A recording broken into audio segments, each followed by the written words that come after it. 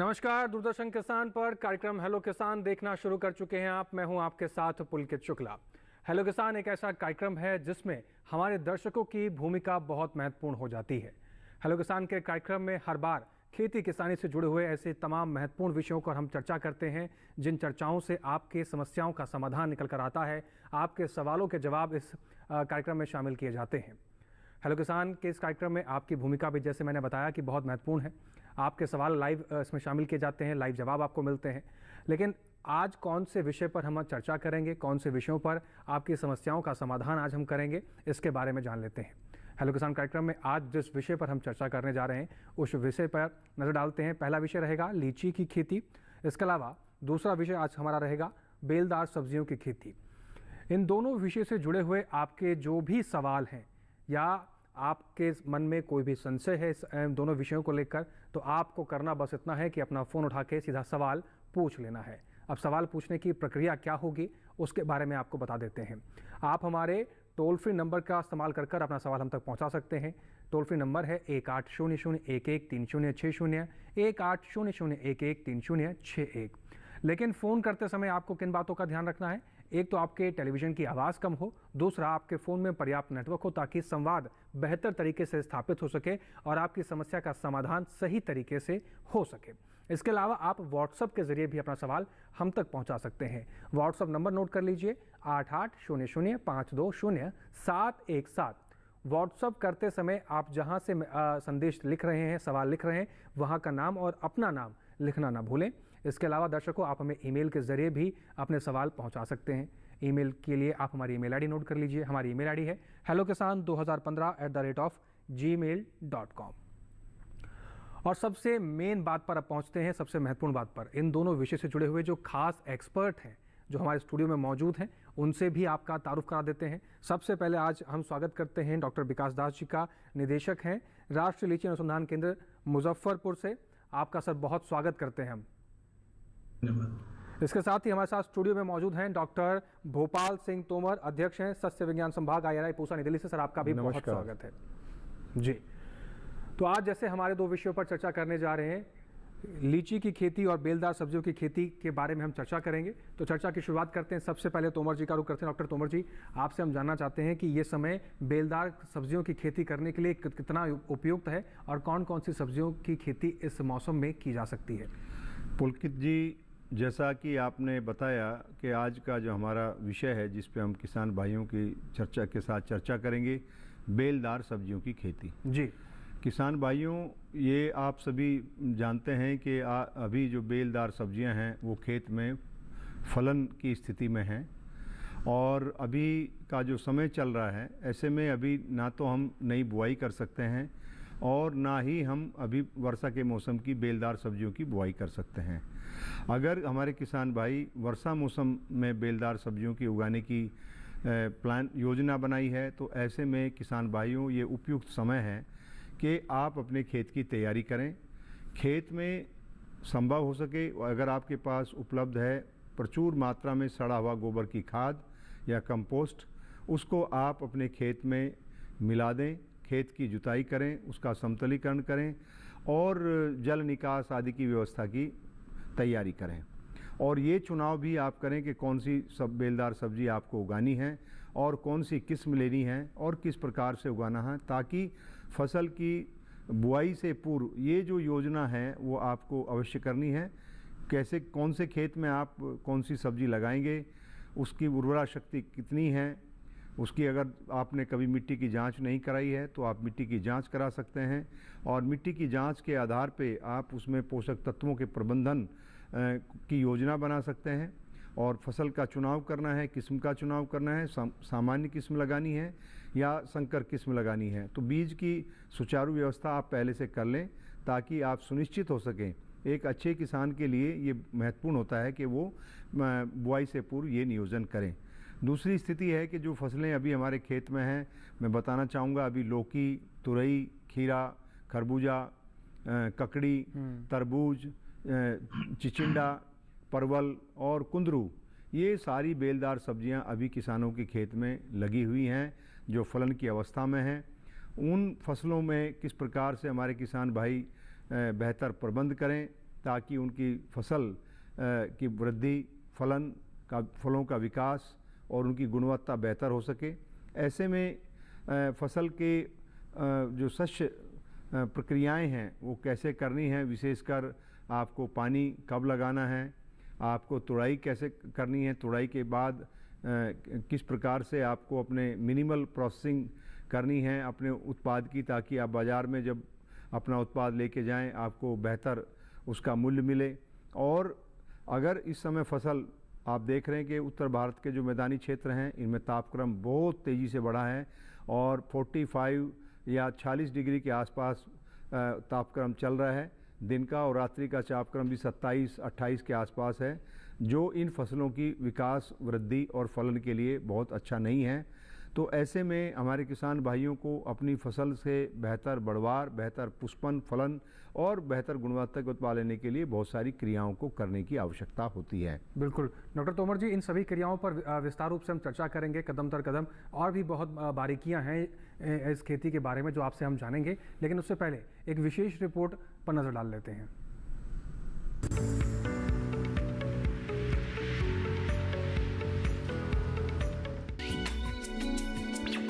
बेलदार सब्जियों में लौकी, तुरई, करेला, टिंडा, कद्दू, खीरा, ककड़ी, तरबूज, खरबूजा और पेठा शामिल हैं। बेलदार सब्जियों की बुआई के लिए अच्छी तरह से पलेवा करके खेत की तैयारी करनी चाहिए। बुआई के लिए जरूरी सस्य क्रियाओं को अपनाना चाहिए। बुआई से पहले बीजों को उपचारित जरूर करें। कद्दू वर्गीय यानी बेलदार सब्जियों की उन्नत किस्मों के लिए 50 kilo nitrogen, 25 kilo phosphorus, 25 kilo potash प्रति हेक्टेयर की दर से इस्तेमाल करें, जबकि बेलदार संकर किस्मों के लिए 100 किलो नाइट्रोजन, 50 किलो फास्फोरस और 50 किलो पोटाश प्रति हेक्टेयर की दर से इस्तेमाल करें। फसल कमजोर होने की स्थिति में जरूरत के हिसाब से यूरिया की टॉप ड्रेसिंग कर दें। ध्यान रखें कि यूरिया उर्वरक पत्तियों पर नहीं पड़ना चाहिए, नहीं तो पत्तियां जल जाएंगी। बेलदार सब्जियों में लाल भृंग कीट के हमले की आशंका रहती है। इस कीट का प्रकोप होने पर कार्बोरिल 5% या मैलाथियन 5% के 25 किलोग्राम चूर्ण को राख में मिलाकर सुबह पौधों पर छिड़काव करें, या सेविन नामक रसायन के 0.2% घोल का छिड़काव करें। छिड़काव से पहले कृषि विशेषज्ञों की सलाह ले सकते हैं। बेल वाली फसलों में न्यूनतम नमी बनाए रखें, नहीं तो मिट्टी में नमी कम होने से पुष्पन और परागण पर असर हो सकता है। इससे फसल पैदावार में कमी आ सकती है। बेलदार सब्जी में समेकित पोषक तत्व प्रबंधन करना चाहिए। इसके लिए 200 से 250 क्विंटल सड़ी गोबर की खाद या कंपोस्ट को प्रति हेक्टेयर की दर से खेत की आखिरी जुताई के समय अच्छी तरह से मिला देना चाहिए। तापमान ज्यादा रहने की आशंका को देखते हुए तैयार सब्जियों की तुड़ाई सुबह या शाम को करें और इसके बाद इन्हें छायादार जगह में रखें।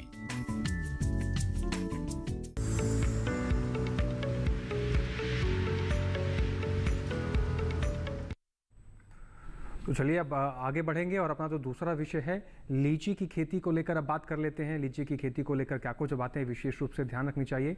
डॉक्टर विकास दास जी हमारे साथ जुड़े हुए हैं, उनका रुख कर लेते हैं। डॉक्टर विकास दास जी, लीची की खेती को लेकर मूलभूत बातें शुरुआती तौर पर कौन सी ऐसी हैं जिनका ध्यान रखकर किसान भाई इस खेती में आगे बढ़ सकते हैं? देखिए, लीची बहुत ही एक जो जलवायु के लिए बहुत ही सेंसिटिव एक क्रॉप है जी। उसके लिए सच लीची में जो पर्टिकुलरली जाड़े में थोड़ा उसको लो टेम्परेचर जरूरत पड़ता है, और गर्मी में टेम्परेचर जिन जगह में 42-43 डिग्री से ज्यादा जाता है वहां पे भी लीची का जो शाही वैरायटी का फल का फटने का चांसेस ज्यादा रहता है। दूसरा रिक्वायरमेंट होता है कि लीची अगर करना है तो इरिगेशन वाटर का प्रावधान होना बहुत जरूरी है जी। ये दो इसके लिए बहुत जरूरी चीज होता है। और मिट्टी उसमें अगर फास्फोरस का कमी रहता है तो एडिशनल उसमें ऐड करना बहुत जरूरी रहता है। चूना का एप्लीकेशन बहुत जरूरी रहता है लीची में। और किसान भाई को जरूर ये ध्यान रखना चाहिए कि जहाँ पे जो ह्यूमिडिटी है, जो गर्मी का जो ह्यूमिडिटी है वो ह्यूमिडिटी और लगभग 60% से नीचे मतलब नहीं आना चाहिए, नहीं तो फिर फल उसका फट जाता है। ये कुछ क्लाइमेटिक एंड सॉइल कंडीशंस को अगर हम लोग ध्यान में रखते हैं तो लीची को अच्छी तरह से हम लोग उगा सकते हैं। जी, तो लीची की खेती को लेकर डॉक्टर साहब ने बहुत महत्वपूर्ण बातें बताई हैं, और इसके अलावा क्या कुछ विशेष है, एक बार इस रिपोर्ट पर भी नजर डाल लेते हैं। देखिए, लीची में सबसे इम्पोर्टेंट चीज होता है कि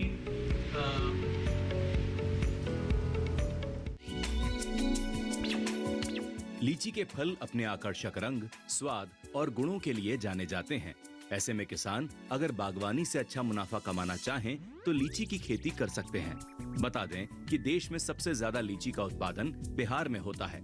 बिहार के मुजफ्फरपुर और दरभंगा जिलों में सबसे ज्यादा लीची पैदा होती है। बिहार के बाद पश्चिम बंगाल, असम, उत्तराखंड और पंजाब में भी लीची की बागवानी की जाती है। लीची की खेती के लिए गहरी बलुई दोमट मिट्टी जिसमें जल धारण करने की क्षमता हो, अच्छी मानी जाती है। अच्छी पैदावार के लिए जगह के हिसाब से उन्नत किस्मों का चयन करें या गुटी लगाकर जल्दी पौध तैयार की जा सकती है। गुटी लगाने का सही समय मई और जून का महीना होता है। गुटी से तैयार पौधों में फलन ज्यादा होता है। पौधों में फलों की संख्या ज्यादा लगे, इसके लिए शुरुआती समय में पौधे को अच्छा आकार देने के लिए कटाई छटाई करनी जरूरी होती है। नए पौधों को गर्म और ठंडी हवा से बचाने के लिए लीची के पौधों के आसपास 4 से 5 साल के हवारोधक पेड़ लगाएं। साथ ही जब पौधा विकास कर रहा होता है उस समय सिंचाई का खास ध्यान रखना चाहिए। गर्मी के मौसम में नए पौधों को 1 सप्ताह में 2 बार और पुराने पौधों में सप्ताह में 1 बार पानी दें। फल बनने के समय सिंचाई बहुत जरूरी होती है। इस समय सिंचाई से फलों में दरारें नहीं आती और फल का विकास अच्छा होता है। इसके अलावा फसल को रोगों और कीटों से बचाने के उपाय भी करने चाहिए। इसके लिए आप कृषि विशेषज्ञों की सलाह ले सकते हैं।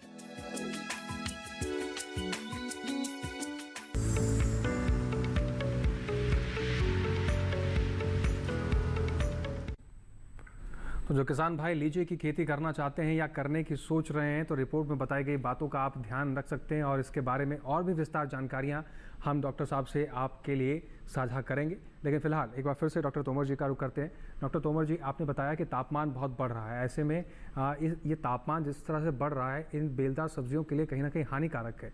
तो ऐसे तापमान में किसान भाई किन चीज़ों का इस्तेमाल करें, क्या सावधानियाँ बरतें जिससे उनकी फसल सुरक्षित रह सके कम से कम? देखिए, सबसे पहले तो हम अपने किसान भाइयों को ये बताना चाहेंगे कि इस बढ़े हुए तापक्रम की स्थिति में आपके फसल के ऊपर किस प्रकार के प्रतिकूल प्रभाव देखने को मिल सकते हैं। जी।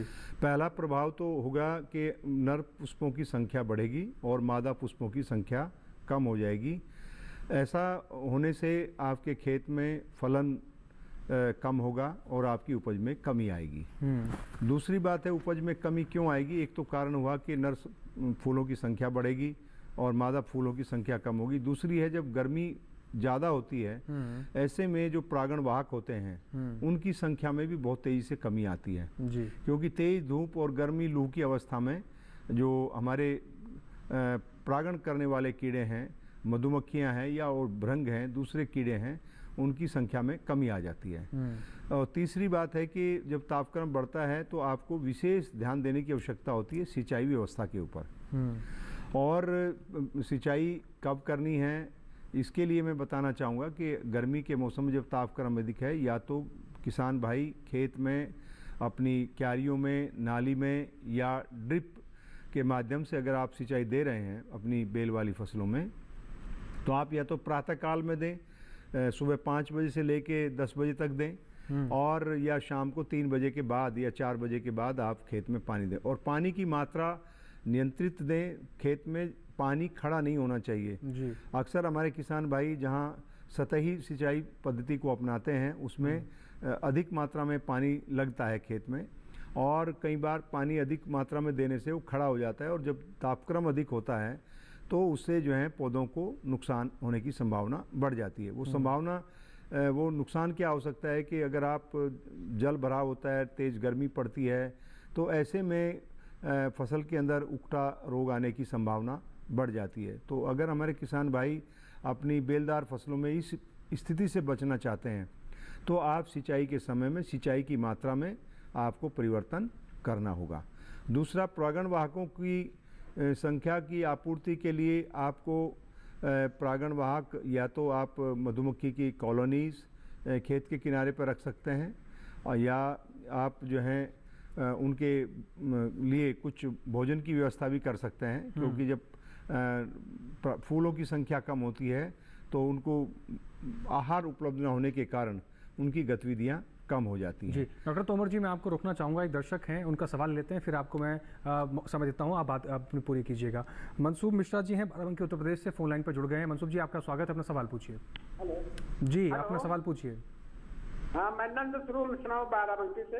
जी बोलिए मैं नंद जानना स्वरूप ये जी। चाहता हूँ कि लीची की खेती जहाँ पर नहीं होती, अगर वहाँ की जाए, इसमें कौन कौन सी सावधानी बरती, कि पौधे से पौधे की कितनी दूरी होनी चाहिए, और उसकी लाइन की लाइन दूरी कितनी है, और हमारी मिट्टी का पीएच मान कितना होना चाहिए। और दूसरी चीज, देवदार सब्जी के लिए हमारा अटान जो होता है, मचान होता है, जो हम चीजें फैलाते हैं, उसका उजान कितना होता है, किस दिशा में हमें रखना चाहिए, जैसे आवागमन बढ़िया हो और सूर्य की किरणें हमारे फसल पे बढ़िया पड़े। जी आपका सवाल का जवाब लेते हैं डॉक्टर विकास दास जी से। विकास जी, ये जानना चाहते हैं दर्शक हमारे कि अगर ये लीची का बाग लगाएं तो क्या चीज़ें इनको संयमित करके चलनी चाहिए, क्या सावधानियां बरतनी चाहिए, मिट्टी में पीएच मान कितना होना चाहिए, और किस किस क्षेत्रों में लीची के बाग लगाए जा सकते हैं? जैसे बता, आप बाराबंकी से बोल रहे हैं, बाराबंकी में लीची अच्छी तरह से हो सकता है, पहला चीज तो अब बता दें आपको। और आपको अगर लीची लगाना है, वहाँ पे हम लोग देखे हुए हैं कि लीची का जो दो मेन किस्म है, एक शाही किस्म है और एक चाइना किस्म है। दोनों किस्म को ही लगाना चाहिए। एक जो शाही किस्म है वो जल्दी पकने वाला किस्म है, और जो चाइना किस्म है वो देर में पकने वाला किस्म है। लेकिन जब दोनों को लगाते हैं, कभी कभी आपको लीची का तुड़ाई अगर खत्म नहीं हो पाता है तो आधा आप जल्दी किस्म का तुड़ाई कर लेंगे और उसके बाद देर किस्म का तुड़ाई कर सकते हैं। तो इसलिए जब भी लीची लगाए, दोनों को मिला के लगाए। दूसरी बात रहा आपके क्षेत्र का जो मिट्टी है उसका पीएच, हम लोग देखे हैं कि अगर 8.5 तक भी पीएच होता है तो आराम से लीची हो जाता है। और बाराबंकी, लखनऊ में भी लीची हो रहा है, तो लीची वहां पे हो सकता है। मेन रिक्वायरमेंट होता है कि आपको इरिगेशन का साधन आपके पास होना बहुत जरूरी है, क्योंकि फल लगने के बाद लीची में पानी देने का जरूरत पड़ता है। अभी नया फल, जब भी आपको नया बगीचा लगाना है तो उसके लिए अभी से आपको प्लानिंग करना पड़ेगा कि गर्मी के सीजन में हम लोग पौधा को लगाने के लिए लेआउट कर लेना चाहिए। तो लीची का दूरी वहां पे हम लोग 8 मीटर बाई 6 मीटर, लाइन से लाइन 8 मीटर, पौधा से पौधा 6 मीटर की दूरी। इनिशियली अगर आप अच्छे किसान हैं, मेंटेन कर पाते हैं, तो 8 बाई 4 मीटर भी हम लोग उनको रेकमेंड करते हैं। हाई डेंसिटी प्लांटिंग में आप जा सकते हैं। अगर आपको बड़ा होने के बाद थोड़ा बहुत प्रूनिंग आपको करना पड़ेगा। सबसे अच्छी बात यह है कि लीची का पौधा को हम छटाई करके छोटा रख सकते हैं, तो इसके कारण हम लोग हाई डेंसिटी में प्लांटिंग करेंगे तो ज्यादा हम लोग उपज ले सकते हैं। आपको जब भी आप लोग लीची लगाए, जो गड्ढा हम लोग बोलते हैं कि 1 मीटर का गड्ढा बनाए। पत्ती गड्ढा में कम से कम जो ऊपर वाला मिट्टी को आधा एक मिट्टी अलग रखते हैं, दूसरे नीचे वाला आधा मिट्टी अलग रखते हैं, और जो ऊपर वाला मिट्टी और दोनों नीचे वाला मिट्टी मिला के हम लोग कम से कम 10 से 15 किलो तक सड़ी हुई गोबर का खाद उसको मिला के जो मिट्टी भरते हैं, गड्ढा भरते हैं, तो पहले नीचे वाला मिट्टी को भरते हैं, उसके बाद पहले ऊपर वाला मिट्टी भरते हैं, फिर नीचे वाला मिट्टी को भरते हैं। और जैसे बारिश शुरू होता है उस समय में हम लोग पौधा को लगा देते हैं। ये पौधा को हमेशा आप लोग जो किसी भी मान्यता प्राप्त नर्सरी से प्राप्त करें, क्योंकि लीची में फल आने में लगभग 5 से 6 साल लग जाता है। 6 साल बाद जब हमको लगता है कि पौधा सही गुणवत्ता वाला नहीं है तो हमको दिक्कत होता है। तो ये सावधानी आपको लेना चाहिए। तो इतना सावधानी लेते हैं। और जब भी पौधा लगाते हैं तो जाड़े के समय में आपको पौधा को थोड़ा सा ढक के रखना पड़ेगा। घास या पुआल का एक झोपड़ी टाइप का बना के बचाना पड़ता है। और पानी आपके पास अगर है तो इरिगेशन रेगुलरली करना पड़ता है। नए पौधे में जाड़े के समय में हफ्ते में अगर आप 2 दिन इरिगेशन करते हैं काफी होता है, और जाड़े के समय में, गर्मी के समय में हफ्ते में 3 दिन आपको इरिगेशन करना पड़ेगा। दीमक के कारण भी बहुत नया पौधा लीची का मर जाते हैं, तो हम लोग दीमक के लिए दवाई का भी जरूर इस्तेमाल करें। बहुत इंपॉर्टेंट बात यह होता है कि जब भी लीची का पौधा लगाए, कोशिश करें किसी पुराने लीची के बगीचे के मिट्टी ला के हर गड्ढे में उस मिट्टी 1-1 किलो मिट्टी डालने से तो पौधा का जो एस्टेब्लिशमेंट होता है वो अच्छी तरह से होता है।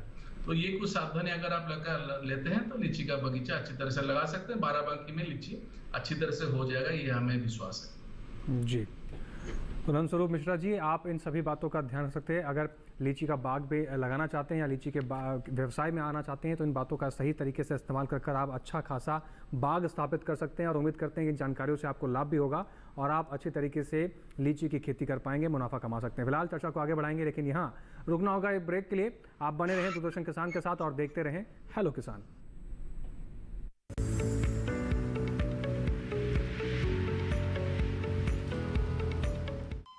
अरे सुन तो। मुझे क्या सुनाना चाहते हो? जो सुनाओ मेरी सौतन को। किसको? अरे वही तुम्हारा मोबाइल फोन जिससे सुबह शाम दिन रात चिपके रहते थे और कहते थे किसान कॉल सेंटर से बातें हो रही हैं। अच्छा ये बात है। हाँ क्यों, क्या हुआ? अब बात नहीं होती क्या? अब तो झट से बात हो जाती है। ऐसा क्या? हाँ, अब तो ज्यादा लाइनें और खास तकनीक के कारण खेती के माहिरों से तुरंत बात हो जाती है। और अगर कभी लाइन व्यस्त हो तो अपनी समस्या फोन पर रिकॉर्ड करा दो, वहाँ से फोन आ जाता है और समस्या की हल का मैसेज भी आ जाता है। ये देखो आ गया। अरे वाह, इसका मतलब इंतजार की घड़ी अब खत्म। हाँ। तभी मैं सोचूं कि आजकल मुझ पर इतना प्यार क्यों आ रहा है।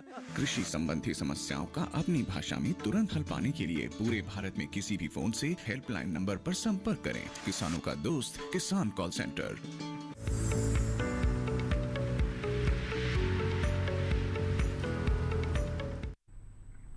ब्रेक के बाद एक बार फिर से आप सभी का स्वागत है। आप सभी देख रहे हैं अपना पसंदीदा कार्यक्रम हेलो किसान। लगातार आपके सवालों को शामिल किया जा रहा है। डॉक्टर तोमर जी का एक बार फिर से रुख करते हैं। डॉक्टर तोमर जी, जो दर्शक थे हमारे, उनका दूसरा सवाल मचान की व्यवस्था को लेकर था, उसके बारे में आप थोड़ी सी जानकारी दीजिए। नंद स्वरूप मिश्रा जी, हम आपको ये बताना चाहेंगे कि अगर आप बेलदार सब्जियों को मचान के ऊपर करते हैं तो निश्चित रूप से सतही खेती की पद्धति की अपेक्षा मचान विधि में 25 से 30% उपज अधिक मिलती है और फलों की गुणवत्ता भी बेहतर होती है और फसल का प्रबंधन भी आसान हो जाता है जी। अब दूसरा प्रश्न आपने कहा था कि भाई मचान हम कितनी ऊंचाई पे बनाएं और किस दिशा में बनाएं, ये भी बहुत महत्वपूर्ण है। ये इस बात को प्रदर्शित करता है कि आपकी कितनी रुचि है बेलदार सब्जी फसलों में। जो हमारा अनुभव है, दिल्ली के अंदर हमने 2 दिशाओं में मचान को स्थापित किया था, एक उत्तर से पश्चिम की दिशा में और दूसरा पूर्व पश्चिम की दिशा में। तो दोनों पद्धतियों में हमने देखा कि जब हम बेलदार सब्जी फसलों को उत्तर दक्षिण दिशा में मचान बना करके और उसकी पूर्व की दिशा में, गर्मी के मौसम में पूर्व की दिशा में और बारिश के मौसम में पश्चिम की दिशा में उस पर रोपाई करते हैं या बिजाई करते हैं और बेलों को ऊपर चढ़ाते हैं, तो उससे ज़्यादा उपज मिलती है और ज़्यादा बेहतर वृद्धि और विकास होता है। जहाँ तक बात है ऊंचाई की, ऊंचाई फसल विशेष के ऊपर निर्भर करती है। अगर हम बात करें खीरे के अंदर आपको 60 से 75 सेंटीमीटर की ऊंचाई पर्याप्त रहती है। ककड़ी में भी इतनी दूरी रहेगी। टिंडा में आप 1 मीटर तक जा सकते हैं। जहाँ तक बात है लौकी की, तुरई की या परवल की, कुंदरू की, इनमें आप 5 से 6 फीट की ऊंचाई तक मचान बना सकते हैं। तो ये अगर आप ध्यान रखते हैं कि आप उत्तर दक्षिण दिशा में बना करके और उसकी अगर दोनों तरफ बिजाई करते हैं तो आप दोनों तरफ भी कर सकते हैं। एक तरफ बिजाई करते हैं तो पश्चिम दिशा में अगर आप करते हैं तो बेहतर रहेगा, क्योंकि हमारे देश में गर्मी के मौसम में अधिकतर उत्तर पश्चिम या पश्चिम दक्षिण दिशा की हवाएं चलती हैं। इससे लताओं को कोई नुकसान नहीं होता। अगर आप पूर्व की दिशा में लगाते हैं और हवाओं की स्थिति अगर हमारी दक्षिण पश्चिम और उत्तर पश्चिम या पश्चिम की दिशा रहती है तो उससे बेलों के बार बार गिरने की संभावना बढ़ जाती है और आपको अतिरिक्त परिश्रम करना पड़ता है। जी, इसके साथ ही कुछ दर्शक हैं जिन्होंने हमें व्हाट्सएप के जरिए अपने सवाल भेजे हैं। उन दर्शकों के भी सवाल ले लेते हैं। रामकरण है राजस्थान से। डॉक्टर तोमर जी वो पूछना चाह रहे हैं कि क्या तोरी एवं कुंदरू की फसल में नैनो यूरिया एवं नैनो DAP का इस्तेमाल करना लाभकारी होगा? देखिए, जहाँ तक बात है पोषण प्रबंध की, जी, हर एक फसल के लिए नाइट्रोजन, फास्फोरस, पोटास या सूक्ष्म तत्व जिसमें बोरोन है या मोलिब्डेनम है या जिंक है, उनकी अधिकतम मात्राएं निर्धारित हैं। जी, आप उसका माध्यम चाहे यूरिया लें, चाहे नैनो यूरिया लें या नैनो फास्फोरस लें, वो आपकी उपलब्धता, आपकी विद्यता और आपकी इच्छा शक्ति के ऊपर निर्भर करेगा। ये कहना बहुत ही व्यावहारिक नहीं होगा कि आप नैनो यूरिया का इस्तेमाल ना करें। अगर नैनो यूरिया की सिफारिश की जा रही है कि भाई नैनो यूरिया के इस्तेमाल से फसल में वृद्धि अच्छी आ रही है, फलन अच्छा आ रहा है, तो निश्चित रूप से आप नैनो यूरिया का इस्तेमाल कर सकते हैं या नैनो फास्फोरस का, क्योंकि फास्फोरस का मैं ये मानता हूँ, जितना मेरा ज्ञान है इस विषय में कृषि के क्षेत्र में, फास्फोरस को हम जड़ों के विकास के लिए संस्तुति करते हैं और पूरी की पूरी मात्रा फास्फोरस की और पोटास की हम बुआई के समय या रोपाई के समय पौधों के जड़ क्षेत्र में देने की सिफारिश करते हैं। अगर हम नैनो यूरिया का पर्णीय छिड़काव करते हैं तो उसका विशेष फ़ायदा नहीं होता है। जहाँ तक बात है नैनो यूरिया की, नैनो यूरिया का अगर आप पर्णीय छिड़काव करते हैं तो वो लाभकारी हो सकता है, लेकिन इस दिशा में अभी बागवानी में बहुत सारे अनुभव नहीं किए गए हैं। तो मैं कहूँगा कि आप, अगर आपकी इच्छा है तो आप नैनो यूरिया का इस्तेमाल करके देख सकते हैं कि आपकी फसल में कितना प्रभावशाली परिणाम उसके मिलते हैं। अन्यथा आप अपनी यूरिया का, डीएपी का या पोटास का इस्तेमाल कर सकते हैं और उसकी जो मात्राएं अभी हमने चर्चा की थी, सामान्य किस्मों में की अपेक्षा में संकर किस्मों में ज़्यादा होती है। अगर तुरई में आप संकर किस्म लेते हैं तो 100 किलोग्राम नाइट्रोजन, 50 किलोग्राम फॉस्फोरस और 50 किलोग्राम पोटास प्रति हेक्टेयर देने की सिफारिश करते हैं।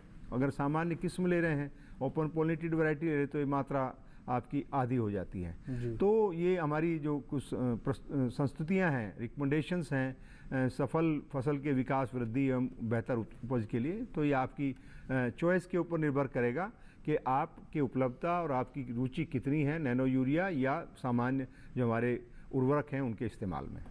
डॉक्टर तोमर जी, एक दर्शक और हैं, वो उसमें ये भी जानना चाह रहे हैं कि क्या ये जो आपने उपचार बताए हैं ये लौकी और कद्दू की फसल में भी इस्तेमाल किया जा सकता है या फिर इनके इस फसलों में इसकी विधि कुछ और है? देखिए, जितनी भी बेलदार सब्जियां हैं उसमें अगर देखेंगे सबसे ज़्यादा बायोमास कौन सी फसल में पैदा होता है। अगर हम देखें लौकी, सीताफल, तुरई, ये 3 ऐसी फसलें हैं जिनके अंदर जो प्लांट का जो बायोमास है, पत्तियां हैं, वो बड़ी मात्रा में होती हैं, इनकी बेलें लंबी होती हैं। अगर इनमें देखें तो जो सीताफल होता है, जिसको हम पंपकिन बोलते हैं, कुमड़ा भी बोलते हैं, इसमें वानस्पतिक वृद्धि सबसे ज़्यादा होती है। उसके बाद तुरई में होती है, फिर लौकी में होती है और सबसे कम होती है स्क्वैश के अंदर, क्योंकि ये बुश टाइप होता है। तो इनमें ये तो वृद्धि की अवस्था है और इनमें इनका इस्तेमाल किया जा सकता है पर्णीय छिड़काव के माध्यम से। किसी भी बेलदार सब्जी में इसका प्रभाव इस्तेमाल किया जा सकता है। जी, एक बार फिर से रुक करते हैं अपने दूसरे मेहमान डॉक्टर विकास दास जी का। डॉक्टर विकास जी, जिस तरीके से अभी शुरुआत में हमने चर्चा करी कि तापमान बहुत बढ़ रहा है, तो तापमान के मद्देनज़र क्या लीची की फसल को यहाँ पर नुकसान पहुँच सकता है? क्या ये चिंता का विषय है? साथ ही साथ इस मौसम के अनुसार एक दर्शक हैं, वो पूछना चाह रहे हैं, बिहार से विजय नाम है उनका, वो पूछना चाह रहे हैं कि इस मौसम में कौन सी किस्म लगाना उचित रहेगा?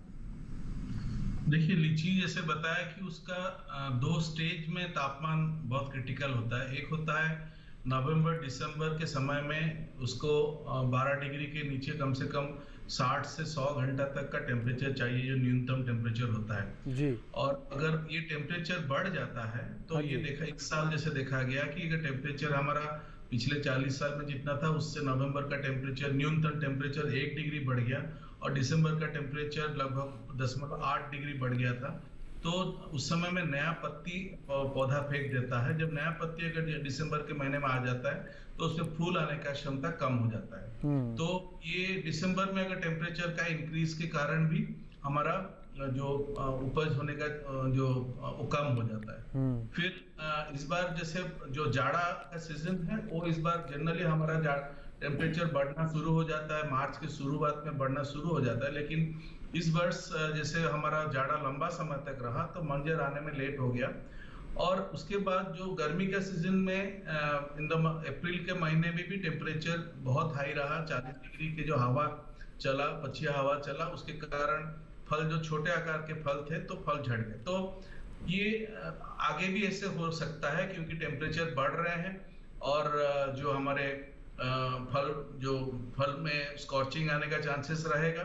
तो ये देखा गया है कि शाही का वैरायटी नो डाउट सबसे अच्छा है टेस्ट के हिसाब से, बाजार में सबसे ज्यादा मांग है शाही वैरायटी की। लेकिन शाही वैरायटी में ये टेम्परेचर के कारण फल का ऊपर जो जल जाना, उसका छिलका और छिलका फट जाना, इसका प्रॉब्लम रहता है।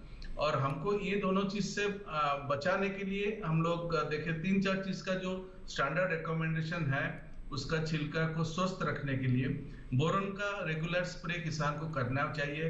हम लोग देखें कि अगर हम लोग फल लगने के बाद बोरॉन 4 ग्राम प्रति लीटर करके पानी में मिला के और उसको अगर हम लोग 15 दिन के अंतराल पे 3 स्प्रे हम लोग करते हैं तो ये उसका फटना और जलने का क्षमता कम रहता है जी। इसके अलावा हम लोग ये भी देखे हैं कि हम लोग जब एक फ्रूट बैगिंग का टेक्नोलॉजी आजकल निकला है जिसमें गुच्छा को हम लोग बैगिंग करते हैं, वो जिसको पॉलीप्रोपाइलिन नॉन ओवन बैग होता है उसमें हम लोग जो बैगिंग कर लेते हैं तो गुच्छा फल में जलन नहीं होता। तो अगर हमको जैसे जैसे आगे अगर गर्मी बढ़ता है पौधे को हमको बचाना है, शाही वैरायटी को गर्मी से बचाना है तो हमको बैगिंग को अडॉप्ट करना पड़ेगा। और उसके लिए सबसे जरूरी है पौधा का जो बड़े बड़े पौधे को हमको धीरे धीरे उसका तना को छोटा करके कैनोपी को नीचे लाना पड़ेगा जीर्णोद्धार परमानेंट से, ताकि हम फलन जो होगा हमारे कंट्रोल के पास रहेगा जहाँ पे हम लोग बैगिंग से फलों को बचा सकते हैं। तो अगर हमको शाही वैरायटी को आगे बढ़ाना है जिसका बहुत मांग आगे भी आने वाला है तो हमको ये 2 चीज को ध्यान रखना पड़ेगा। बैगिंग एक बहुत अच्छा टेक्नोलॉजी है लेकिन उसके लिए कैनोपी को हमको नीचे लाना बहुत जरूरी है जी। तो ये बातें महत्वपूर्ण हैं और इस मौसम के अंदर जो इन किसान भाइयों के पास लीची का बाग है या फिर वो लगाना चाहते हैं तो इन बातों का विशेष रूप से आप ध्यान रख सकते हैं। ऐसी ही कई महत्वपूर्ण बातें हैं और भी हैं जो अपने खास एक्सपर्ट आपको इस कार्यक्रम में बताएंगे, लेकिन यहाँ एक ब्रेक के लिए रुकना होगा। ब्रेक के उस पार फिर से एक बार चर्चा को आगे बढ़ाएंगे। आप बने रहें और देखते रहें दूरदर्शन किसान।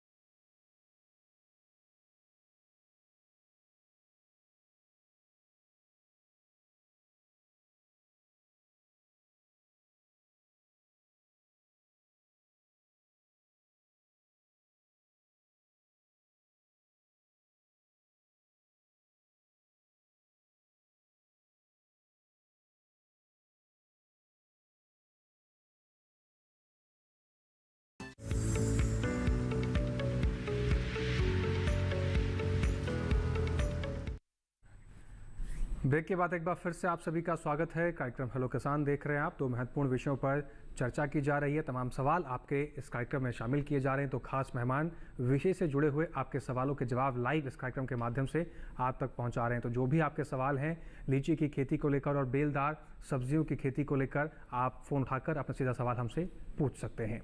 डॉक्टर तोमर जी का रुख करते हैं। डॉक्टर तोमर जी, आपने तमाम बातें बताई हैं कि बेलदार सब्जियों की खेती करते हुए किसान भाइयों को ध्यान रखना चाहिए। इसमें एक चीज़ हम अगर जानना चाहते हैं कि इस समय रोग प्रबंधन किस तरीके से करना चाहिए, जो कीट लग जाती हैं सब्जियों में उनको कैसे बचाना चाहिए? देखिए, इस समय महत्वपूर्ण बात यह है कि जो हमारे फसलें में फलन हो रहा है उसमें हम देखते हैं कि तुरई के अंदर, करेले के अंदर या सीताफल के अंदर उसमें फल मक्खी का प्रकोप अक्सर होता है जी, और वो प्रारंभ से लेकर अंतिम समय तक होता रहता है।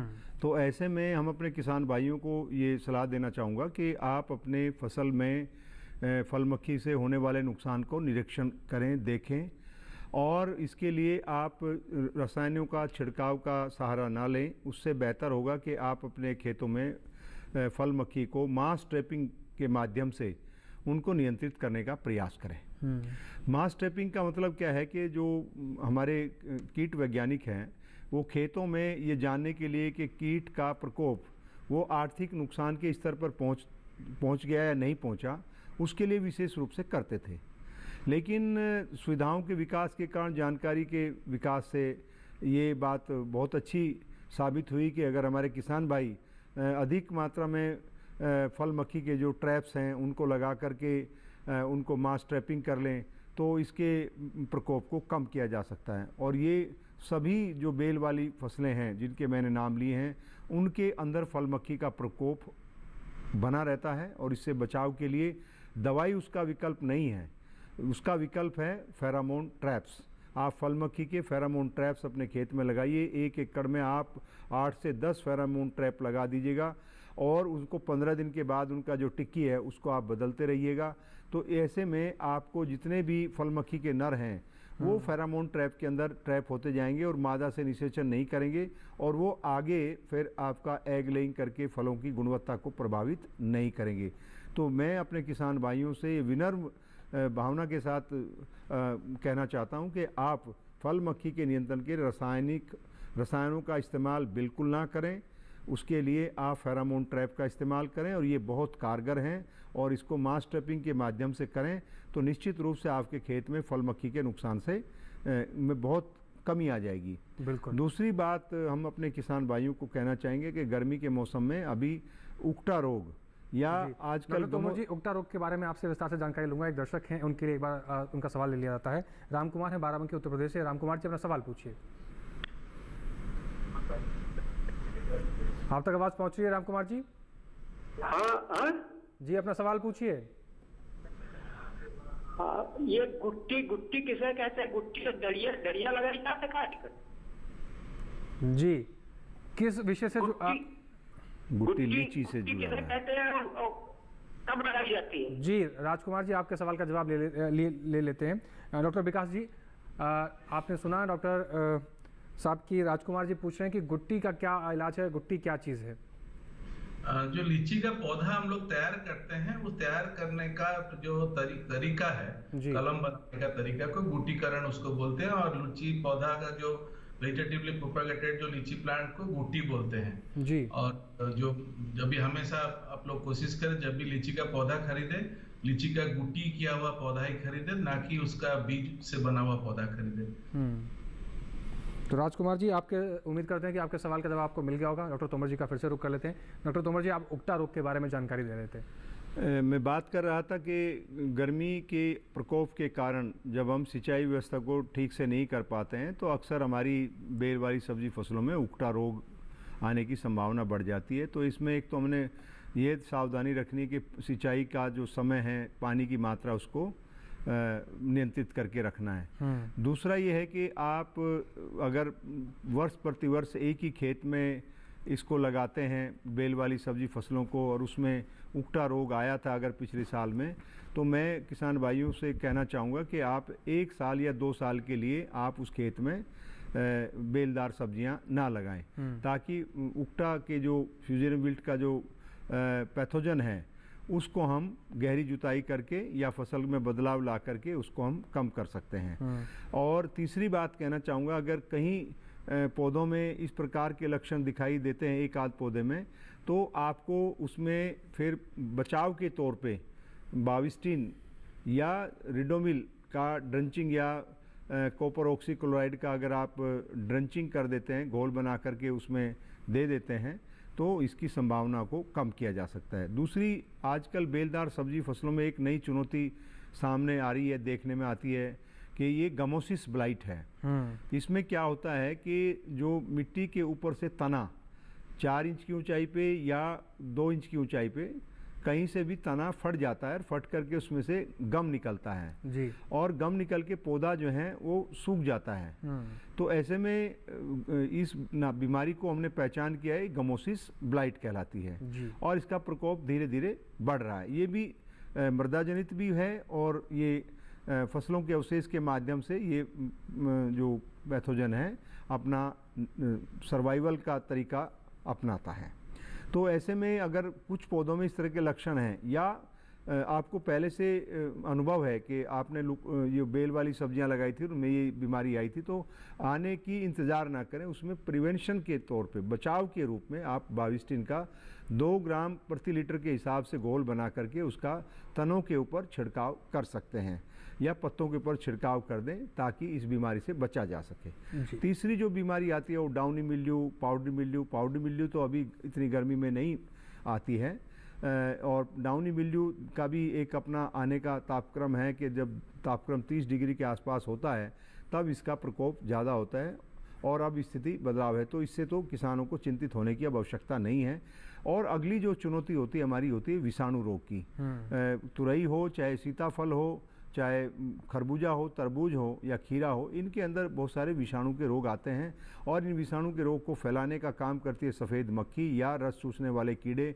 थ्रिप्स हो सकती हैं, माइट्स हो सकती हैं या अपने होपर्स हो सकते हैं। तो इसके लिए आवश्यक होता है कि किसान भाई अपने खेत की समय समय पर निराई गुड़ाई करके सफाई रखें और आसपास में जो है कचरा जमा ना करें और जो खराब कीटग्रस्त फल हैं उनको ना रखें और उनको ज़मीन में गाड़ दें। अक्सर किसान भाई क्या करते हैं कि जो कीटग्रस्त फल हैं उनको तोड़ देते हैं या रोगग्रस्त फल हैं उनकी तुड़ाई तो कर देते हैं, उनको खेत में डाल देते हैं। तो हम किसान भाइयों को सलाह देना चाहेंगे कि आप कीटग्रस्त या रोगग्रस्त फलों को खेत में ना डालें, उनको इकट्ठा करके गड्ढा बना करके उसको एक कोने में दबा दें ताकि उसके आगे उसके जो लार्वे हैं, जो एग लेइंग कर रखी है या उसमें रोगजनक हैं, उनका फर्दर फैलाव रोका जा सके। बिल्कुल। और सैनिटेशन, साफ़ सफाई का ध्यान रखें तो इसको हम नियंत्रित कर सकते हैं। जी, तो तमाम तरह की बीमारियां हैं जिसका डर लगा रहता है बेलदार सब्जियों में, तो इन सावधानियों को बरतेंगे आप, इन सावधानियों का इस्तेमाल कर अपनी जो बेलदार सब्जियां हैं उनका ध्यान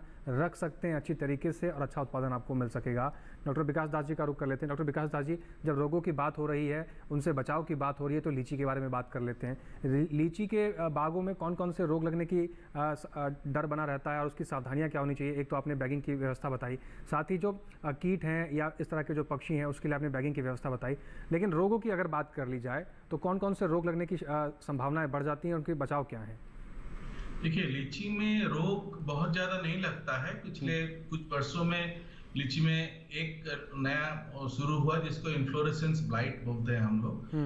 जो मंजर जब रहता है, मंजर का फूल जल जाते हैं और बहुत सारे फल, जो छोटे छोटे फल लगते हैं, वो झड़ जाते हैं। तो मंजर के समय में इसलिए हम लोग जो रोको नामक दवाई है, जो थाइफेनेट मिथाइल दवाई है, ये 2 ग्राम प्रति लीटर करके हम लोग स्प्रे करते हैं, या एज़ोस्ट्रोबिन को भी स्प्रे कर सकते हैं। तो ये इन्फ्लोरेसेंस ब्लाइट की जो प्रकोप है उसको कम कर सकते हैं। इसके अलावा जो फल के ऊपर भी एक अल्टरनेरिया अल्टरनाटा जो आता है, एक बीमारी है जो तुड़ाई के बाद फल के ऊपर अगर 2 दिन के बाद वो फल सड़ने में ये बहुत बड़ा उसका रोल होता है। तो इसलिए जब भी हम लोग तुड़ाई के लगभग 3 दिन पहले अगर हम लोग इसमें सेम रोको हुआ, या मार्केट में बहुत सारे कमर्शियल फॉर्मुलेशंस आजकल अवेलेबल है, जैसे लूना हुआ या सिंपली कार्बेंडाजिम का भी हम लोग स्प्रे कर सकते हैं। तो जिससे जो तुड़ाई के बाद ये जो फल को सड़ाने वाला जो बीमारी आता है वो नहीं आता। लेकिन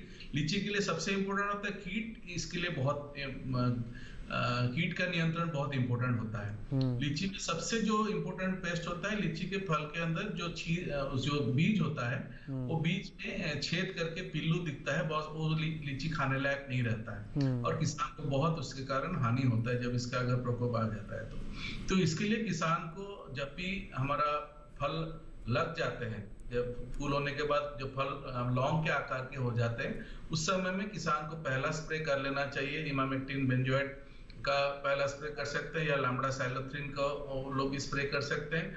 और ये स्प्रे को 15 दिन के अंतराल, इसको हम लोग जनरली 2 बार करते हैं, 3 बार उसको भी कर सकते हैं। तो इससे हमारा जो फल छेदक जो कीट है उससे हम लोग बचा सकते हैं। पिछले कुछ वर्षों से एक नया कीट का प्रकोप बढ़ा है जिसका नाम स्टिंक बग है। स्टिंग बग क्या होता है कि जो वो पूरे साल भर अलग अलग समय में इसका प्रकोप आता है, लेकिन सबसे ज्यादा जो हानिकारक होता है, ये मंजर जब फूल रहता है, फूल को भी झड़ा देते हैं और उसके बाद फल को भी झड़ा देते हैं। स्टिंग बग को कंट्रोल करने के लिए हमको बहुत सावधानी लेना पड़ता है। और जैसे मैं स्प्रे शेड्यूल बताया कि जो फल जब लौंग के आकार के हो जाए उस समय में स्प्रे करके, और 15 दिन के अंतराल पे हम लोग अगर 3 स्प्रे करते हैं, लैम्बडा साइलोथ्रिन का स्प्रे मारते हैं, तो ये स्टिंग बग कंट्रोल हो जाता है। लीची फ्लावर वेपर एक नया, वो भी कीड़ा पहले नहीं होता था, लेकिन आजकल उसका प्रकोप आने लगा है।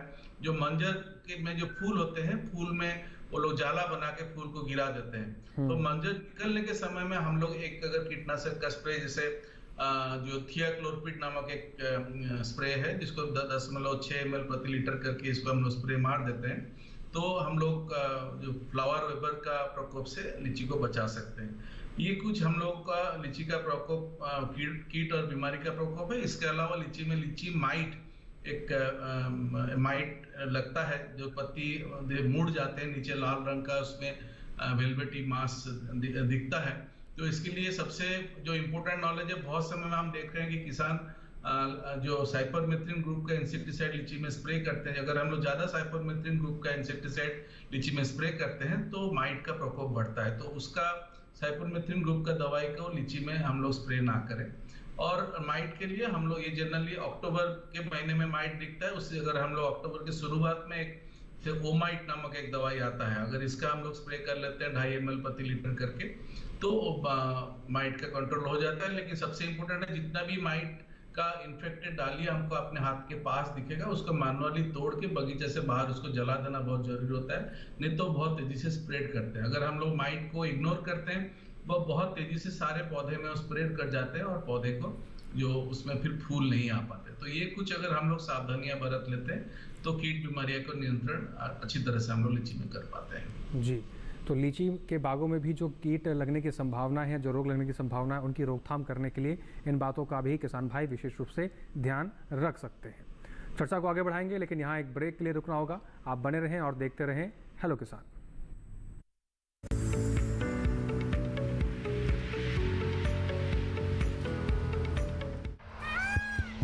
सुनिए सुनिए सुनिए, आपके गांव में फिर सजेगा प्रश्न मंच। आपके गांव में फिर सजेगा प्रश्न मंच।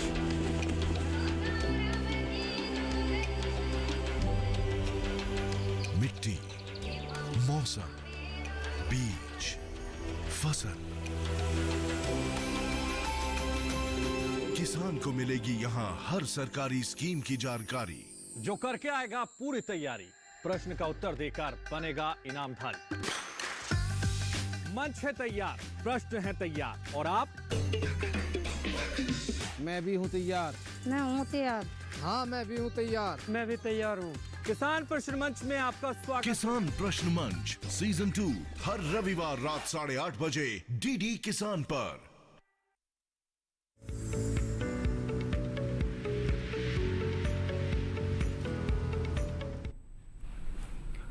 ब्रेक के बाद एक बार फिर से आप सभी का स्वागत है। कार्यक्रम हेलो किसान देख रहे हैं आप। लीची की खेती और बेलदार सब्जियों की खेती को लेकर तमाम महत्वपूर्ण जानकारियां अब तक इस कार्यक्रम में आपको उपलब्ध कराई गई हैं और इसी सिलसिले को आगे बढ़ाते हैं। डॉक्टर तोमर जी का रुख करते हैं। डॉक्टर तोमर जी, तमाम बातों का हमने जिक्र कर लिया। अब हम आपसे ये जानना चाहते हैं कि तुड़ाई करते हुए किन बातों का ध्यान रखें और जो हमारी सब्जी है वो तुड़ाई के लिए तैयार हो चुकी है, इसकी पहचान किसान भाई कैसे करें? देखिए, तुड़ाई की अवस्था इस बात पर निर्भर करती है कि बाज़ार में किस प्रकार की, किस आकार की फलों की मांग अधिक होती है। जैसे लौकी में हम बात करें, लगभग आजकल लौकी 1 से 1.5 किलो के आकार का बहुत पसंद किया जाता है, क्योंकि शहरों के अंदर जो परिवारों का आकार है वो बहुत छोटा होता जा रहा है। तो 1 किलो तक का लौकी पर्याप्त रहता है। तो ये एक आदर्श अवस्था हो सकती है तुड़ाई की। दूसरी, तुरई के अंदर जो हैं आजकल कई मैं देखता हूँ बहुत पतले फल आते हैं, तो वो ठीक अवस्था नहीं होती है। फलों को मध्यम आकार के विकसित होने देना चाहिए।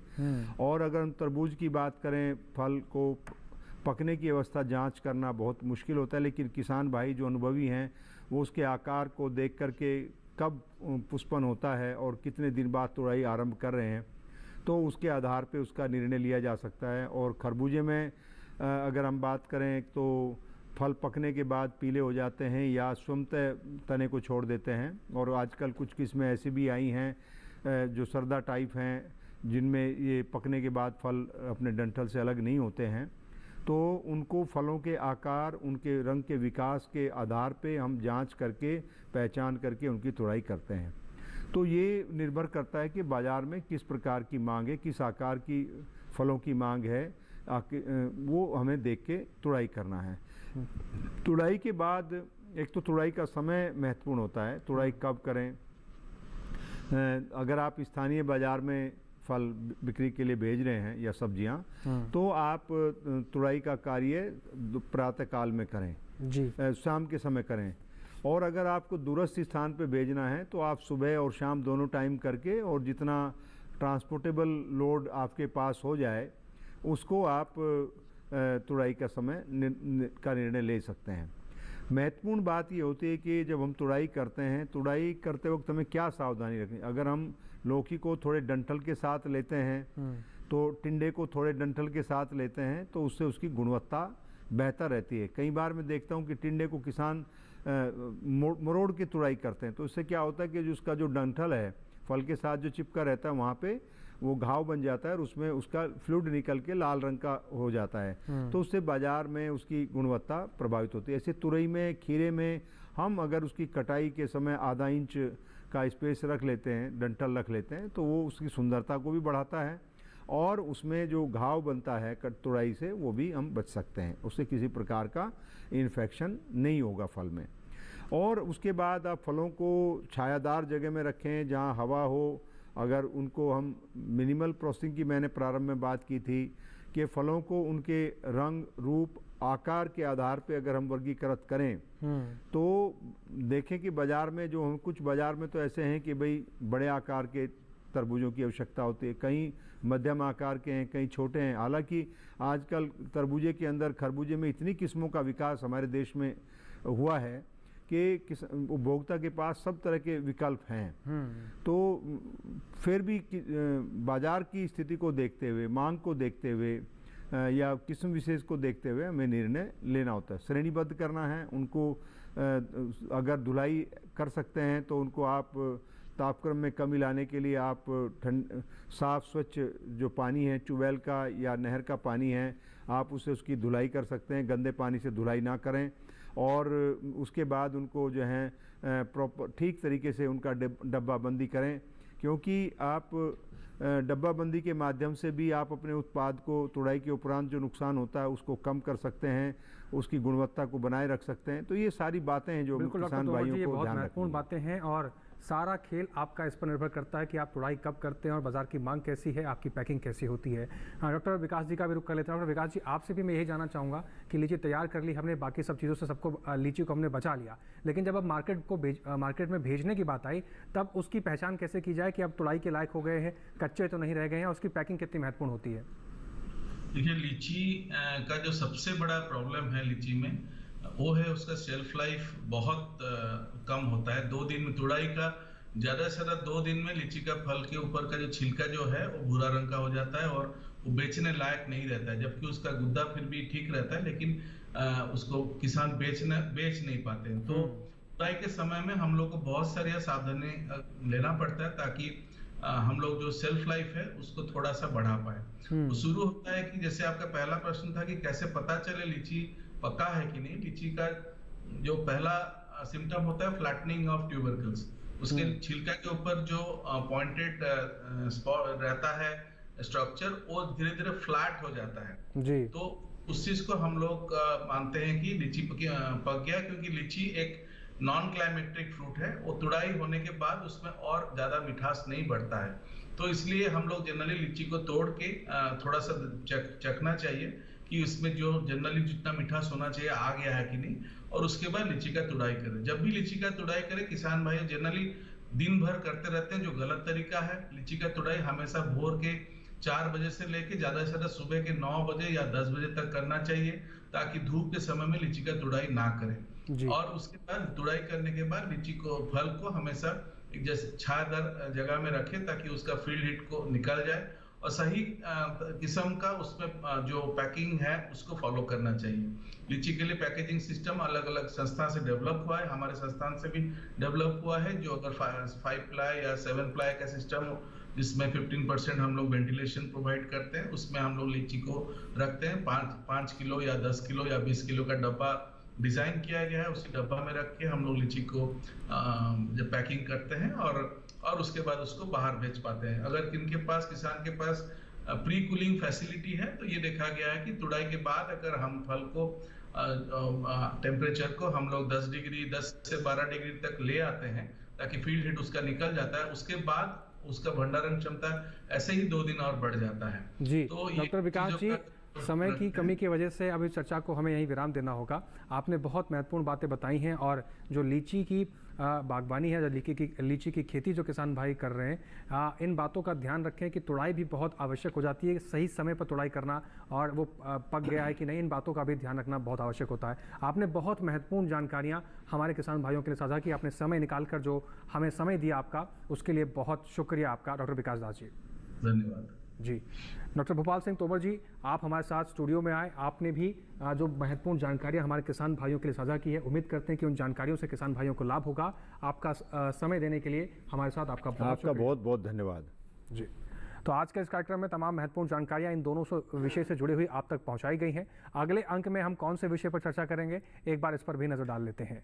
हेलो किसान के कार्यक्रम में अगले विषय पर हम बात करेंगे मछली पालन के बारे में, और इसके साथ ही जो दूसरा विषय रहेगा, गर्मियों में पशुओं में रोग व उपचार। जैसे कि तापमान बढ़ रहा है, ऐसे में अपने पशुओं की देखभाल करना भी बेहद आवश्यक हो जाता है। तो इन विषय से जुड़े हुए आपके जो भी सवाल हैं, आप हमें ईमेल के जरिए भी पहुंचा सकते हैं। ईमेल आईडी आप हमारी नोट कर सकते हैं, hellokisan2015@gmail.com। इसके अलावा आप हमारे कॉल सेंटर पर फ़ोन करके अपने सवाल या अपने सुझाव दर्ज करा सकते हैं। कॉल सेंटर का नंबर है 1800-11-3060, जो कि सोमवार से शनिवार सुबह 6 बजे से रात के 10 बजे तक खुला रहता है। आपके सुझाव, आपकी सलाह हमारे लिए बहुत महत्वपूर्ण रहती हैं। आप हमारे इस कार्यक्रम को यूट्यूब चैनल पर भी देख सकते हैं। आपको करना बस इतना है कि टेलीविजन स्क्रीन पर दिखाए जा रहे QR कोड को स्कैन करना है और सीधा DD किसान के यूट्यूब चैनल पर पहुंचकर हेलो किसान के इस कार्यक्रम को कहीं भी किसी भी वक्त बैठकर अपने मोबाइल फ़ोन पर भी आप देख सकते हैं। इसके साथ ही आज के हेलो किसान कार्यक्रम में बस इतना ही। फिर से होंगे हाजिर नए विषय के साथ, नए मेहमानों के साथ, नई जानकारियों के साथ। तब तक आप बने रहें दूरदर्शन किसान के साथ। हमें और हमारी टीम को दीजिए इजाजत। नमस्कार।